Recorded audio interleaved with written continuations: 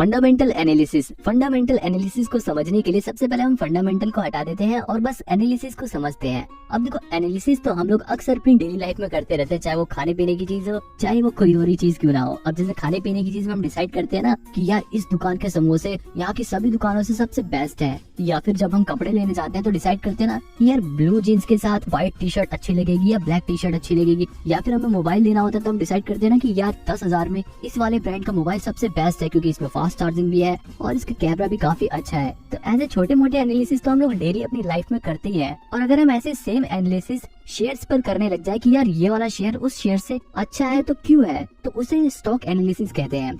Basically अगर हमें ये जानना है कि हमें कौन सा शेयर खरीदना चाहिए और क्यों खरीदना चाहिए, तो इस सवाल का जवाब हमें मिलता है फंडामेंटल एनालिसिस से। अब देखो, फंडामेंटल एनालिसिस में तो वैसे बहुत सारी चीजें होती हैं, जैसे बैलेंस शीट चेक करना, पीएनएल चेक करना, बाकी रेशियोज चेक करना, और इन्हीं चीजों का अगर हम एनालिसिस करने लग जाए तो उनको बोलते हैं फंडामेंटल एनालिसिस। आप इन्वेस्टमेंट करने के लिए जो भी ऐप यूज करते हैं उसमें आप किसी भी शेयर के नीचे छोटा सा पोर्शन देखते हैं ना, इनमें जो ये रेशियोज दी हुई है, इनमें जो जो ये पॉइंट्स दिए हुए हैं, अगर हम इन्हीं को एनालाइज करने लग जाए तो उसी को बोलते हैं फंडामेंटल एनालिसिस। अब ऐसा नहीं है कि देखो फंडामेंटल एनालिसिस सिर्फ वही कर सकता है जो पढ़ा लिखा हो। फंडामेंटल एनालिसिस करने के लिए बस आपको इसका कॉन्सेप्ट क्लियर होना चाहिए, आपको ये पता होना चाहिए कि हमें किस चीज को देखना है। अब देखो, फंडामेंटल एनालिसिस में जैसे यहाँ पे पी रेशियो दे रखा है, हमें बस ये जानना है कि कौन सा पी रेशियो बेस्ट होता है। अगर आपको ये पता चल गया तो आप जैसे ही किसी भी शेयर का वो पी रेशियो देखोगे, आप फटाक से उस कंपनी के शेयर को चूज कर सकते हो।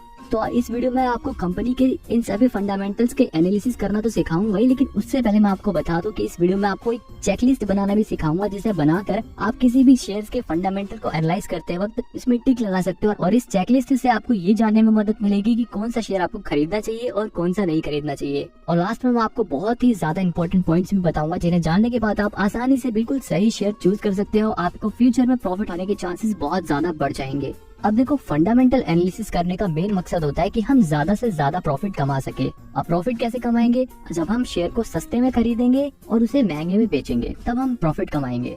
अब हमें ये कैसे पता चलेगा कि कोई शेयर सस्ता मिल रहा है या महंगा मिल रहा है? तो देखो, यहाँ पर काम आती है इंट्रिंसिक वैल्यू। अब देखो, इंट्रिंसिक वैल्यू को मैं बहुत ही ज्यादा कॉम्प्लिकेटेड नहीं करने वाला, क्योंकि मैं खुद जानता हूँ कि एक नए इन्वेस्टर को ऐसे नए नए शब्द सुन के बहुत ही परेशानी आती है उन्हें समझने में। अब देखो, जब भी हम कोई चीज खरीदते हैं तो सबसे पहले हम ये देखते हैं कि हमने जो चीज खरीदी उसके बदले में हमें वो वैल्यू मिली भी है या नहीं मिली। जैसे मान लो आप एक रेस्टोरेंट में समोसे खाने गए और वहाँ पे आपको 25 रुपए का एक समोसा मिला, वहीं आपने एक बार लोकल हलवाई वाले के पास से सिर्फ 10 रुपए में समोसे खरीदे और वो समोसे इतने बढ़िया थे कि आपको लगा कि यार अगर वो समोसे के बदले 20 रुपए भी ले लेता ना, तब भी उसकी वैल्यू ज्यादा होती। अब यहाँ पर देखो, आपने उसके प्राइस के बदले उसकी वैल्यू को कंपेयर किया और उसे एक फेयर वैल्यू दी। ऐसे ही एक रियल एस्टेट का एग्जांपल है। मान लो 2 प्रॉपर्टीज हैं और दोनों का प्राइस 1-1 करोड़ रुपए है, लेकिन जो पहली वाली प्रॉपर्टी है उसकी लोकेशन ऐसी जगह पर है जहाँ पर पास में स्कूल है, हॉस्पिटल है, मेट्रो स्टेशन है, पार्क है। लेकिन जो दूसरी प्रॉपर्टी है उसके पास में ना ही अच्छा स्कूल है, ना ही मेट्रो स्टेशन है, हालांकि वहाँ पे एक मॉल है। अब यहाँ पर अगर हम वैल्यू को कंपेयर करें तो पहली वाली प्रॉपर्टी के पास ज्यादा वैल्यू मिल रही थी,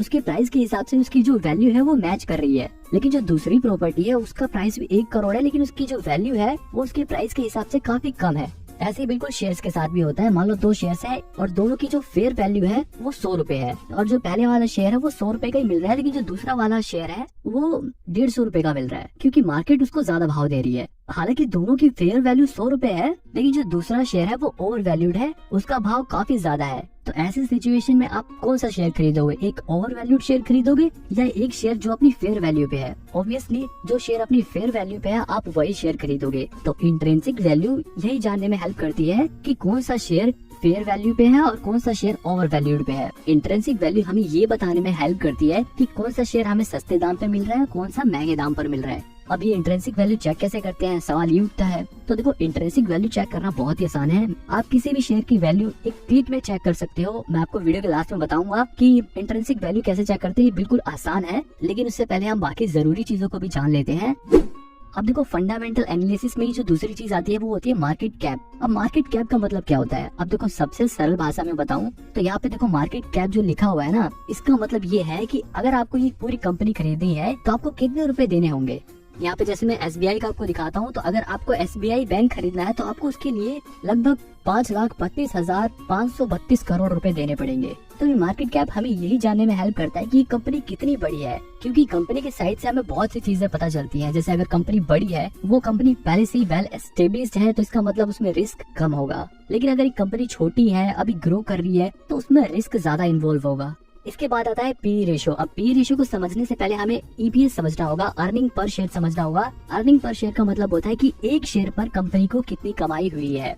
इसे निकालने के लिए क्या करते हैं, कंपनी की जितनी भी कमाई हुई है उसे डिवाइड कर देते हैं कंपनी के जितने भी नंबर ऑफ शेयर्स हैं। यहाँ पर अर्निंग को नंबर ऑफ शेयर से डिवाइड कर दिया तो यहाँ पर अर्निंग पर शेयर निकल जाएगी। जैसे रिलायंस इंडस्ट्रीज का अर्निंग पर शेयर कितना है, 98.38 रुपए, यानी कि लगभग 98 रुपए पर शेयर रिलायंस इंडस्ट्रीज ने कमा के दिए हैं। पी रेशो का मतलब क्या था, पी रेशो का मतलब ये था प्राइस अपॉन में अर्निंग। अब यहाँ पे प्राइस कितना है, जैसे यहाँ पे लगभग प्राइस है 2500 रुपए, 2480 रुपए लगभग प्राइस है। उसको अगर हम डिवाइड कर देंगे अर्निंग पर शेयर से तो हमारा पी रेशो निकल जाएगा। जैसे यहाँ पर पी रेशो दिया हुआ है 25.68। पी रेशो किस काम आता है, मेन बात तो यही है। कैसे निकलता है उससे हमें इतना मतलब नहीं है, लेकिन मेन बात तो यही है कि आखिर इसे देखकर क्या पता लगाया जाता है। तो देखो पी रेशो देखकर हमें साफ सीधी बात है ये पता लगाया जाता है कि किस कंपनी में हमें कितने रुपए लगाएंगे तो कितने रुपए का प्रॉफिट होगा। जैसे रिलायंस में अगर आप लगभग 25 रुपए लगाओगे तो आपको 1 रुपए की कमाई होगी। तो मतलब बिल्कुल साफ है कि पी रेशो को देखकर हमें ये पता चल जाएगा कि किसी भी कंपनी में हमें 1 रुपए कमाने के लिए कितने रुपए लगाने पड़ेंगे। अब जब भी हमें पी रेशो देखना है तो हमें ये खुद से सवाल पूछना है कि क्या हम एक ऐसी कंपनी में पैसे लगाएं जहाँ पर हमें 25 रुपए देकर साल का 1 रुपए कमाएंगे, या एक ऐसी कंपनी में पैसे लगाएं जहाँ पर हम 10 रुपए देकर साल का 1 रुपए कमाएं, क्योंकि पैसे तो हमारे पास लिमिटेड है। अब देखो कौन सा पी रेशो अच्छा होता है। अब यहाँ पे तो 25 का दिया हुआ है, तो हमें ये कैसे पता चलेगा कि कौन सा पी रेशो अच्छा है और कौन सा बेकार। पी रेशो जितना कम हो उतना अच्छा माना जाता है। अगर पी रेशो वैसे 20 से कम हो तो उसे अच्छा माना जाता है, लेकिन अगर 1, 2, 3 हो तो वो सबसे बेस्ट होते हैं, क्योंकि 1 का पी रेशो का मतलब होता है कि आपको सिर्फ 1 रुपए लगाने पर 1 रुपए की कमाई होगी साल में। जैसे मैं यहाँ पे आपको टाटा स्टील का शेयर दिखाता हूँ और यहाँ पे आप टाटा स्टील में देखो तो उसका पी रेशो लगभग 5 रुपए का है। वही रिलायंस इंडस्ट्रीज का जो पी रेशो लगभग 25 रुपए का था। अब आप ये खुद से डिसाइड करो कि आप ऐसी जगह पर पैसे लगाओगे जहाँ पर आपको 25 रुपए लगाने पर साल में 1 रुपए की कमाई हो, या आप एक ऐसी कंपनी में पैसे लगाओगे जहाँ पर आपको 5 रुपए लगाने पर साल में 1 रुपए की कमाई हो।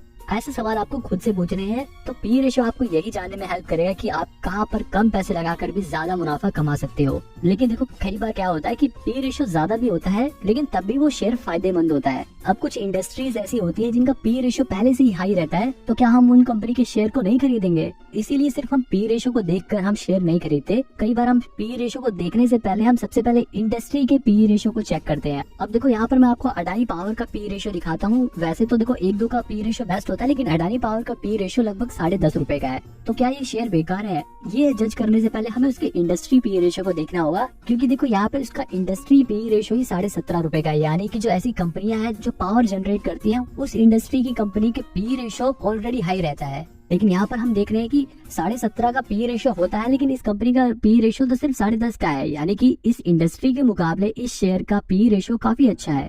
आई थिंक अब आपको पी रेशो क्लियर हो गया होगा। इसके अलावा एक होता है पीबी रेशो। अब पीबी रेशो को समझने से पहले हम बुक वैल्यू को समझते हैं, क्योंकि पीबी रेशो उसी से रिलेटेड है। तो बुक वैल्यू का मतलब होता है कि अगर मान लो आज ही के दिन ये कंपनी बंद हो जाए तो आपको एक शेयर के बदले कितने रुपए मिलेंगे, ये डिपेंड करता है बुक वैल्यू पर। जैसे मैं आपको वापस एसबीआई का ही शेयर दिखाता हूँ, तो यहाँ पर आप देखो एसबीआई का जो शेयर प्राइस है वो लगभग 590 रुपए के आसपास है। अब उसकी जो बुक वैल्यू है वो 373 रुपए के आसपास है, यानी 373 रुपए के आसपास है। इसका मतलब ये है कि अगर आज ही के दिन एसबीआई बैंक बंद हो जाए तो आपको एक शेयर पर 373 रुपए मिलेंगे। तो बुक वैल्यू का मतलब ये था। और इस पीबी रेशियो का मतलब क्या था? इस पीबी रेशियो का मतलब था price divided upon book value. यहाँ पे जैसे प्राइस लगभग 592 रुपए है और उसकी जो बुक वैल्यू है वो लगभग 373 रुपए है। तो अगर हम इसको डिवाइड कर देंगे तो हमारी जो पीबी रेशियो है वो निकल जाएगी 1.74 की। तो सिंपल सी बात है, यहाँ पर पीबी रेशियो को देखकर आपको ये पता चलता है कि आपको लगभग 1.74 रुपए अगर आपने लगाए हैं तो उसके बदले आपको 1 रुपए मिलेंगे अगर ये कंपनी आज के दिन ही बंद हो जाती है। यहाँ पर हम रिलायंस का एग्जांपल लेते हैं। यहाँ पर देखो रिलायंस इंडस्ट्रीज का जो शेयर प्राइस है वो लगभग 2480 रुपए है और उसकी जो बुक वैल्यू है वो लगभग 1200 रुपए है। इसका मतलब ये है कि अगर रिलायंस इंडस्ट्रीज आज के दिन ही बंद हो जाती है तो आपको एक शेयर पर लगभग 1200 रुपए मिलेंगे।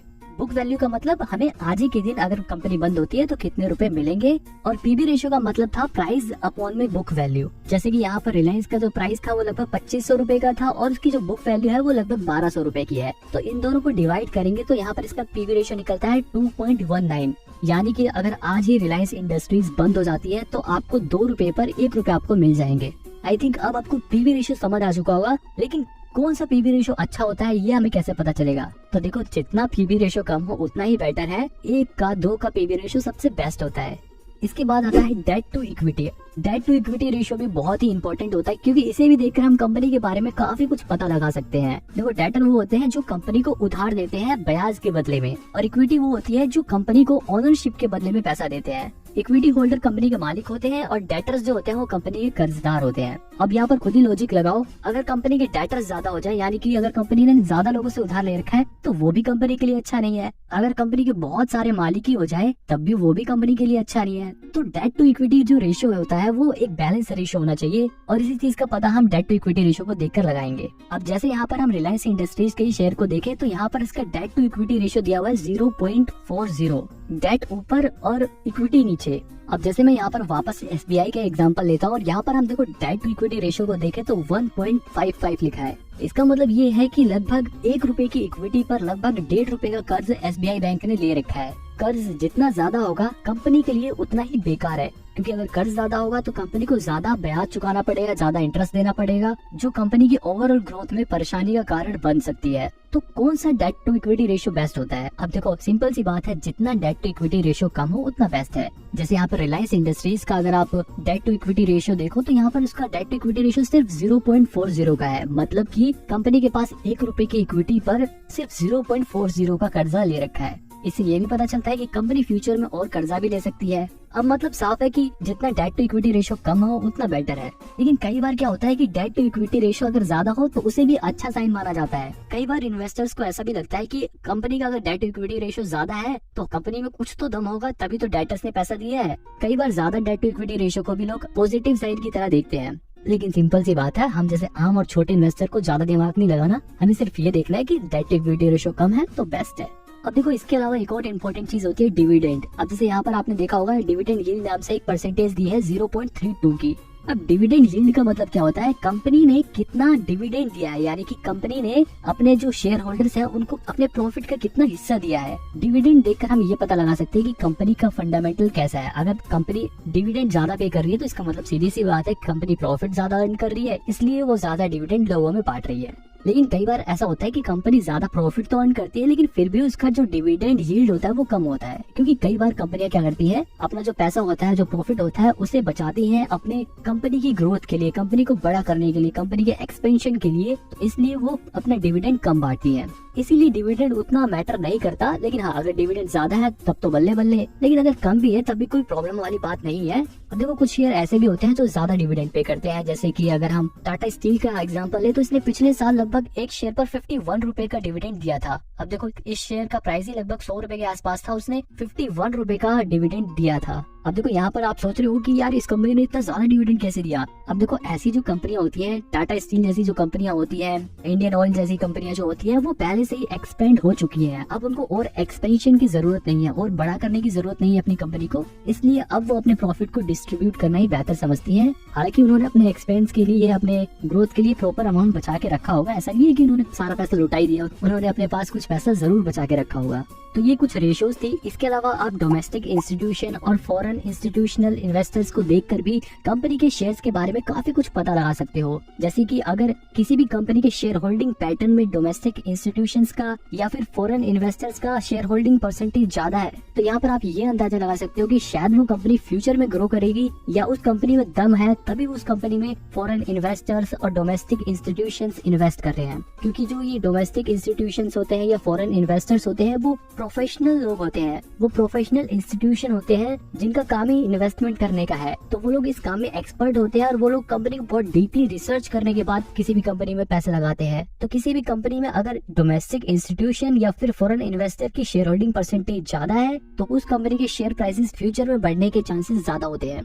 इसके अलावा एक होता है प्रमोटर्स प्लेजिंग। अब यहाँ पर ये सोचो कि किसी भी कंपनी के बारे में सबसे अच्छा कौन जानता होगा? वो आदमी जिसने उस कंपनी को खोला हो, है ना? तो अब ये सोचो कि अगर उसी आदमी के शेयर उस कंपनी में कम है तो उसका मतलब क्या है? तो अगर उस आदमी के शेयर उस कंपनी में ज्यादा है तो इसका मतलब ये है कि उसे अपनी कंपनी के ऊपर भरोसा है कि उसकी कंपनी फ्यूचर में अच्छा करेगी। लेकिन जिसने कंपनी खोली है, अगर उसी आदमी को अपनी कंपनी में भरोसा नहीं है और उसी के शेयर उस कंपनी में कम है, यानी कि उसकी प्लेजिंग बढ़े, तो ये एक बेकार साइन है। क्योंकि जब उसी आदमी को अपनी कंपनी पर भरोसा नहीं है तो किसी बाहर के इन्वेस्टर को क्या ही भरोसा होगा उस कंपनी पर। इसके अलावा अगर किसी भी कंपनी के प्रमोटर्स की प्लेजिंग कम है तो इसका मतलब ये भी हो सकता है कि शायद उस कंपनी के जो प्रमोटर्स हैं, जिन्होंने उस कंपनी को खोला है, उन्हें ऐसा लग रहा है कि शायद उनकी कंपनी फ्यूचर में ग्रो करेगी, इसलिए उनकी प्लेजिंग कम है। तो इन्हीं चीजों को समझने के लिए प्रमोटर्स प्लेजिंग को देखा जाता है। अब देखो, इसके अलावा एक और बहुत ही जरूरी चीज होती है कंपनी की बैलेंस शीट को चेक करना। लेकिन अब देखो, आप में से बहुत सारे लोग कॉमर्स बैकग्राउंड से नहीं हो गए, जिनके लिए ये समझना काफी कॉम्प्लिकेटेड हो सकता था।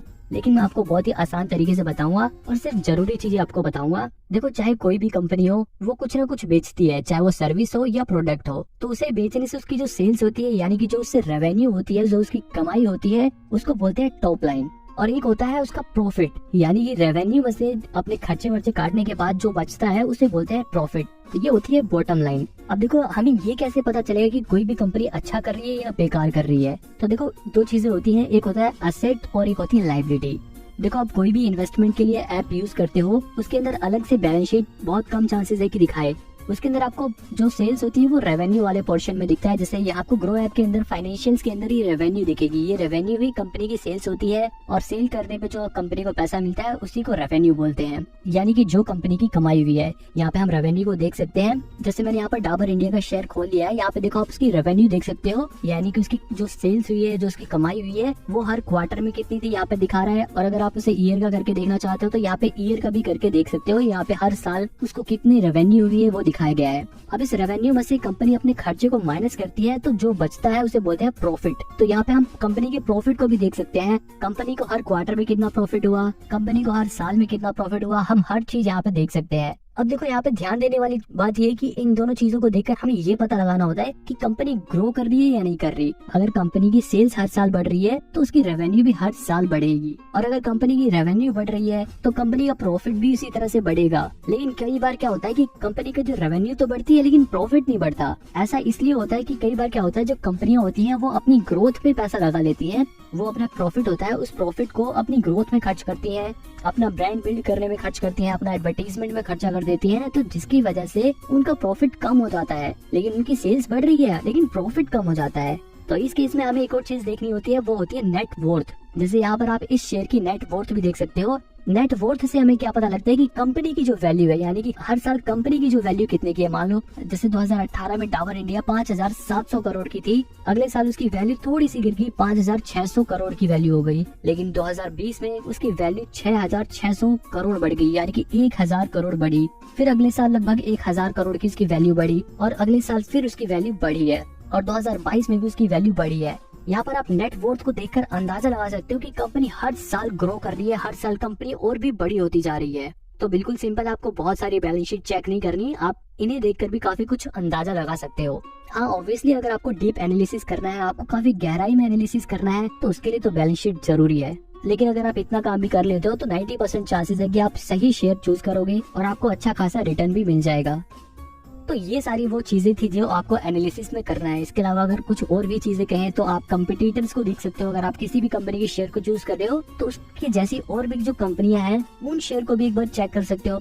जैसे अगर आप सीमेंट बनाने वाली कंपनी में इन्वेस्ट करना चाहते हो तो आप अंबुजा सीमेंट के साथ साथ जो दूसरी सीमेंट बनाने वाली कंपनियां हैं उनके शेयर्स को भी चेक कर सकते हो, उनको आपस में कंपेयर कर सकते हो और फिर चूज कर सकते हो कि आपको कौन सा शेयर लेना है। अब इन एनालिसिस के अलावा और भी कुछ जरूरी पॉइंट है जो मैं आपको बता देता हूँ पहले, बाद में हम अपनी चेकलिस्ट के जरिए किसी भी शेयर का एनालिसिस भी करके देखेंगे, ठीक है। तो पॉइंट नंबर 1 है always invest in profit making company. हमेशा ये कोशिश करो कि आप उस कंपनी में पैसा लगाओ जो मुनाफा कमा रही है। अगर आप कम पैसा इन्वेस्ट कर रहे हो तो ज्यादा रिस्क मत लो, लॉस मेकिंग कंपनियों में पैसा लगाने से बचो। दूसरा पॉइंट ये है कि ऐसी कंपनियों के बिजनेस में इन्वेस्ट करो जिनके बिजनेस की फ्यूचर में जरूरत है, क्योंकि अगर आप अभी उन शेयरों में इन्वेस्ट कर दोगे तो फ्यूचर में जब वो कंपनियां अपना काम चालू कर देंगी, फ्यूचर में जब उन चीजों की डिमांड होने लग जाएगी तो आपके फ्यूचर में प्रॉफिट ज्यादा होने के चांसेस बढ़ जाएंगे। हमेशा ऐसी कंपनी में इन्वेस्ट करो जिनकी फ्यूचर में डिमांड होने वाली है, जिनकी फ्यूचर में जरूरत हो। अब ये आपको खुद से पता लगाना है। जैसे एग्जांपल के तौर पर एक कंपनी है कोल इंडिया, जो कि फंडामेंटली ठीक ठाक है। अब कोल इंडिया क्या करती है, वो कोयला निकालती है। अभी के हिसाब से तो वो कंपनी ठीक है, लेकिन फ्यूचर के पर्सपेक्टिव से ये कंपनी बेकार है, क्योंकि फ्यूचर में कोयले को एनर्जी के सोर्स की तरह कम इस्तेमाल किया जाएगा। इसकी जगह इस्तेमाल की जाएगी ग्रीन एनर्जी। तो आपको ऐसे शेयर पे फोकस करना है जो ग्रीन एनर्जी प्रोड्यूस करने में लगे हुए हैं। और जैसे कि आप अडानी ग्रीन के शेयर का एग्जांपल ले सकते हो। इस शेयर का प्राइस इतना ज्यादा क्यों बढ़ रहा है, क्योंकि इस कंपनी की फ्यूचर में डिमांड होने वाली है, इसीलिए इस कंपनी का प्राइस बढ़ रखा है। ऐसे ही आपने सुना होगा कि टेस्ला का भी शेयर प्राइस काफी ज्यादा हाई है, क्योंकि ऐसी चीजों की नीड फ्यूचर में है, इसीलिए ऐसे शेयर्स का प्राइस बढ़ रखा है। तो हमेशा ऐसी कंपनी में इन्वेस्ट करो जिसकी जरूरत फ्यूचर में हो। तीसरा पॉइंट ये है कि आप ऐसी कंपनियों में भी इन्वेस्ट कर सकते हो जिनकी मोनोपोली है, जैसे कि IRCTC। ये हमारी इंडियन रेलवे ही है। अब इंडिया में तो सिर्फ इंडियन रेलवे IRCTC ही कंट्रोल करती है। अब देखो, इंडियन रेलवे का तो इंडिया में और कोई कंपटीटर है ही नहीं, यानी कि इंडियन रेलवे की इस सेक्टर में मोनोपोली है, जो कि इन्वेस्टर्स के लिए बहुत ही अच्छी बात है। पॉइंट नंबर 4 भी इसी से मिलता जुलता है। ऐसी कंपनियों में इन्वेस्ट करने से बचो जिनकी कॉम्पिटिटर बहुत ही तगड़े हैं। किसी भी कंपनी के जितने कम कॉम्पिटिटर हो उतना बढ़िया है। पॉइंट नंबर 5 है growth in profit and wealth. आप कभी भी किसी कंपनी के शेयर खरीदने से पहले ये देखो कि क्या वो कंपनी प्रॉफिट कमा रही है, और अगर वो कंपनी प्रॉफिट कमा रही है तो क्या उस कंपनी का प्रॉफिट धीरे धीरे हर साल बढ़ रहा है या नहीं बढ़ रहा, क्या उस कंपनी की वेल्थ धीरे धीरे बढ़ रही है या नहीं बढ़ रही, क्या वो कंपनी ग्रो कर रही है। इन्हीं चीजों को देखकर आपको ये पता चलेगा कि क्या वो कंपनी समय के साथ साथ बड़ी हो रही है या नहीं हो रही। पॉइंट नंबर 6 है पीयर कंपैरिजन। शेयर खरीदने से पहले आप पीयर कंपैरिजन करो। पीयर कंपैरिजन का मतलब है, सपोज करो एक सीमेंट बनाने वाली कंपनी है। अब ये देखो बाकी जो सीमेंट बनाने वाली कंपनियां हैं उनका प्राइस क्या है, क्या बाकी जो कंपनी है वो भी फंडामेंटली स्ट्रॉन्ग है या नहीं है, और फिर उन सभी एक जैसी कंपनियों को आपस में कंपेयर करने के बाद उनमें से बेस्ट चुनो। इसके अलावा पॉइंट नंबर 7 है एक्सेस टू न्यूज। हमेशा आपके पास लेटेस्ट न्यूज होनी चाहिए, क्योंकि न्यूज के जरिए हम अवेयर रहते हैं, और अगर हम अवेयर रहते हैं तो हम अपने रिस्क को कम कर सकते हैं और आने वाली अपॉर्चुनिटी का फायदा उठा सकते हैं। जैसे अडानी के शेयर्स गिरने वाले थे, जिन्होंने न्यूज देखी और वो अवेयर हो गए, वो पहले से ही उन्होंने अपने शेयर बेच दिए, जिसकी वजह से उनको लॉस कम हुआ। इसके अलावा एक आखिरी पॉइंट और है जो वैसे तो बहुत मामूली सा है, लेकिन ये बहुत ही इम्पोर्टेंट है। आपकी अपनी रिस्क कैपेसिटी क्या है। आप अपने आप को देखो कि आप कैसे इन्वेस्टर हो, क्या आप रिस्क उठा सकते हो या नहीं उठा सकते। अगर आप रिस्क नहीं लेना चाहते तो आप लार्ज कैप कंपनीज में इन्वेस्ट कर सकते हो, जहाँ पे रिस्क कम होता है, हालांकि प्रॉफिट भी थोड़ा कम होता है, लेकिन रिस्क बिल्कुल कम रहता है। तो अपने आप को पहचानो कि आप कैसे इन्वेस्टर हो, क्या आप एक रिस्क टेकर हो या नहीं हो। तो ये कुछ जरूरी पॉइंट्स हैं जो आपको शेयर्स खरीदने में काफी हेल्प करेंगे। तो जैसा कि मैंने आपको वीडियो में बताया था कि अब हम एक चेकलिस्ट बनाना सीखेंगे, जिससे आपको शेयर को चूज करने में काफी मदद मिलेगी। तो ये चेकलिस्ट बनानी कैसे है ये मैं आपको बताता हूँ। आप कोई भी एक पेपर लो और जैसा मैं वीडियो में दिखा रहा हूँ आप वैसा वैसा कॉलम बनाते जाओ। तो एक बढ़िया चेकलिस्ट में आपको क्या करना है, सबसे ऊपर एक कॉलम बनाना है इंट्रिंसिक वैल्यू का, जिसमें आप शेयर की इंट्रिंसिक वैल्यू को कंपेयर करके टिक लगाओगे। अब ये कैसे करना है मैं आपको बताऊंगा, ये बड़ा ही आसान है, बिल्कुल टेंशन लेने की जरूरत नहीं है। दूसरा कॉलम बनाना है पी रेशो का। पी रेशो को मैंने जैसे बताया था कि जितना कम पी रेशो हो उतना बढ़िया है, लेकिन ये ध्यान रखना है कि पी रेशो नेगेटिव भी ना हो, क्योंकि नेगेटिव का मतलब होता है कि वो कंपनी लॉस में है। पी रेशो जितना कम हो, 1 का हो, 2 का हो तो बढ़िया है। इसके अलावा तीसरा कॉलम बनाना है हमें पीबी रेशो का। पीबी रेशो भी अगर 1 और 2 से कम है तो आपके लिए बेस्ट रहेगा। इसके अलावा फोर्थ कॉलम बनाना है आपको डेट टू इक्विटी रेशो का, जिसमें हम शेयर्स के डेट टू इक्विटी रेशो को चेक करेंगे। अब डेट टू इक्विटी रेशो में आपको क्या देखना है कि कंपनी के जो डेट टू इक्विटी रेशो है वो 1 या 2 से कम होनी चाहिए। मतलब जितना भी कंपनी ने इक्विटी होल्डर से पैसा ले रखा है उतना ही कंपनी डेटर से भी पैसा ले सकती है या उससे डबल ले सकती है, लेकिन अगर डबल से ज्यादा पैसे अगर डेटर से ले रखे हैं तो आपको ऐसी कंपनियों से बचना है, ठीक है। अब कॉलम नंबर 5 रहेगा हमारा शेयर होल्डिंग पैटर्न। इसमें हमें ये देखना है कि क्या कंपनी के प्रमोटर्स के पास, फॉरेन इंस्टीट्यूशंस के पास, डोमेस्टिक इंस्टीट्यूशंस के पास ज्यादा से ज्यादा शेयर्स का हिस्सा है या नहीं है। मतलब जितना ज्यादा इनका शेयर होल्डिंग पैटर्न रहेगा उतना ही आपके लिए बढ़िया है। 6th कॉलम हमारा रहेगा रेवेन्यू का, जिसमें हम ये देखेंगे कि क्या कंपनी प्रॉफिट कमा रही है, और अगर प्रॉफिट कमा रही है तो क्या उसका प्रॉफिट हर साल धीरे धीरे बढ़ रहा है या नहीं बढ़ रहा। ये कुछ मेन कॉलम थे। इसके अलावा अगर आप अपने हिसाब से भी कुछ कॉलम ऐड करना चाहो तो आप उसे ऐड कर सकते हो। इसके अलावा आप सबसे नीचे एक पर्सनल व्यू का कॉलम बना सकते हो, जिसमें आप ये लिख सकते हो कि आप उस कंपनी के शेयर के बारे में क्या फील करते हो, आपका क्या मानना है, आपकी क्या गट फीलिंग है कि क्या वो कंपनी फ्यूचर में अच्छा करेगी या नहीं करेगी। आप इस कॉलम में अपनी राय दे सकते हो। तो इस तरह से आप अपनी चेकलिस्ट बना सकते हो। ये चेकलिस्ट मैंने अपने पर्सनल एक्सपीरियंस से आपको बनानी सिखाई है, ताकि आपको शेयर चूज करने में आसानी हो। ये कोई कंपलसरी नहीं है। आप जब धीरे धीरे फंडामेंटल एनालिसिस में प्रो हो जाओगे तो आपको ऐसी चेकलिस्ट बनाने की जरूरत भी नहीं है। आप अपने दिमाग में इन चीजों को देखकर शेयर को चूज करना सीख जाओगे। ये मैं सिर्फ आपको एक आइडिया देने के लिए दिखा रहा हूँ, ताकि आपको शेयर चूज करना आ जाए। अब चलो हम लाइव किसी शेयर को अपनी चेकलिस्ट में एनालाइज करना सीखते हैं।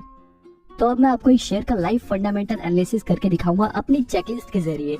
यहाँ पे मैं टाटा स्टील का शेयर लेने की सोच रहा हूँ, तो अब मैं कैसे इसको फंडामेंटली एनालाइज करूंगा अपनी चेकलिस्ट के जरिए। ये देखो, यहाँ पे देखो जो टाटा स्टील का शेयर प्राइस है वो 108 रुपए है। अब मेरे को इसकी इंट्रिंसिक वैल्यू पता लगानी, ताकि मुझे ये पता चल सके कि क्या ये शेयर सस्ते में मिल रहा है या महंगे में मिल रहा है। सस्ते में मतलब अंडर वैल्यू, या फिर ये शेयर महंगा है यानी कि ओवर वैल्यूड है। तो ये चेक करने के लिए मेरे को क्या करना पड़ेगा। वैसे मैं आपको बता दूं, आप अगर इंट्रिंसिक वैल्यू चेक करोगे तो आपको बाकी जो स्कैनर्स होते हैं उसके अंदर आपको पैसे पे करने पड़ेंगे, लेकिन मैं आपको फ्री में बताता हूँ। इंट्रिंसिक वैल्यू चेक करना बिल्कुल आसान है। आप बस गूगल पे जाओ और टाटा स्टील इंट्रिंसिक वैल्यू लिखकर सर्च करो, आपको सबसे ऊपर यहाँ पे दिखा देगा। जैसे यहाँ पे देखो दिखा रहा है टाटा स्टील की इंट्रिंसिक वैल्यू 184.47 है, यानी कि उसकी इंट्रिंसिक वैल्यू 184 रुपए है। लेकिन अभी वो शेयर कितने का मिल रहा है? अभी वो शेयर मिल रहा है 108 रुपए का। करेंटली वो 108 रुपए का मिल रहा है, लेकिन उसकी इंट्रिंसिक वैल्यू 184 रुपए की है। इसका मतलब ये है कि वो अभी अंडर वैल्यूड है। वैसे उसकी कीमत होनी चाहिए थी 184 रुपए,